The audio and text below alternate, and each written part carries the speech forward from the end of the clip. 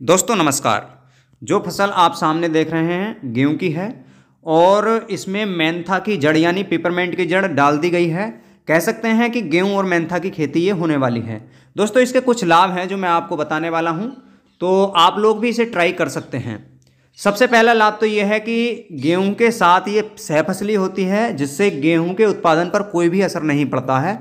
बस केवल भूसा की कमी आती है हल्की सी, लेकिन गेहूं लगभग 3.5 से 4.5 के आसपास पर कुंटल बीघे के हिसाब से निकल आता है।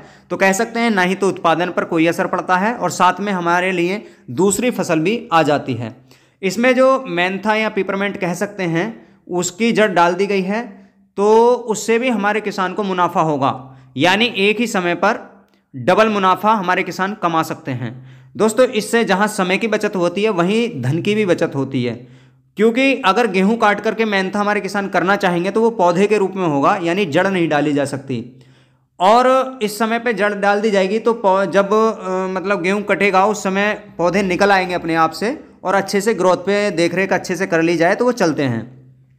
दोस्तों साथ ही जैसे जुताई का खर्चा हो गया, अगर मान लीजिए गेहूं काट के आपको मेंथे के पौधा बनाना है या मेंथे से पौधा लगाना है, तो उसमें जुताई, पलेवा वगैरह वगैरह बहुत सारी चीज़ें होती हैं जो करनी होती हैं। तो एक्स्ट्रा खर्च जो होता है वो बच जाता है, समय बच जाता है और प्लस डबल मुनाफा हमारे किसानों को हो जाता है। दोस्तों जहां मेंथा के साथ साथ में अगर मेंथा की जगह आप मसूर की जो खेती है वो करना चाहें गेहूं के साथ, वो भी हो सकती है। साथ ही मेथी की खेती आप यदि करना चाहें तो वो भी हो सकती है। आप देख सकते हैं इसमें लगभग 1.5 से 2 फीट की दूरी कोण से कोण की है, तो इसके बीच में जो है आप जो भी फसल डालना चाहें डाल सकते हैं। फिलहाल इस खेत के अंदर मेंथा की जड़ डाली गई है, तो इससे हमारे किसानों को डबल मुनाफा होता है। दोस्तों जहां लगातार उत्पादन की डिमांड बढ़ती जा रही है, चूंकि खेत तो उतने ही हैं और जनसंख्या लगातार बढ़ती जा रही है, तो ऐसे में हमारे किसानों को सहफसलीय व्यवस्था पर आना ही होगा। तो जो किसान सहफसलीय व्यवस्था के अंतर्गत खेती कर रहे हैं उन्हें डबल मुनाफे हो ही रहे हैं। साथ ही साथ हमें फसलों के विकल्प भी खोजने होंगे।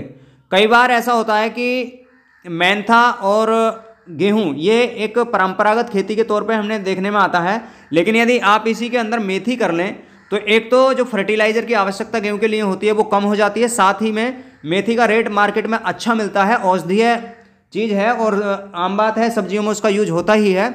अगर आप मसूर की जो दाल होती है उसकी खेती करना चाहें तो उसकी भी हो जाएगी, या फिर अलसी एक आती है उसकी भी खेती हो जाएगी, जिससे तिलहन जो खाने में आता है। तो कह सकते हैं कि गेहूं के साथ में कई प्रकार की खेतियां की जा सकती हैं बिना उत्पादन कम किए।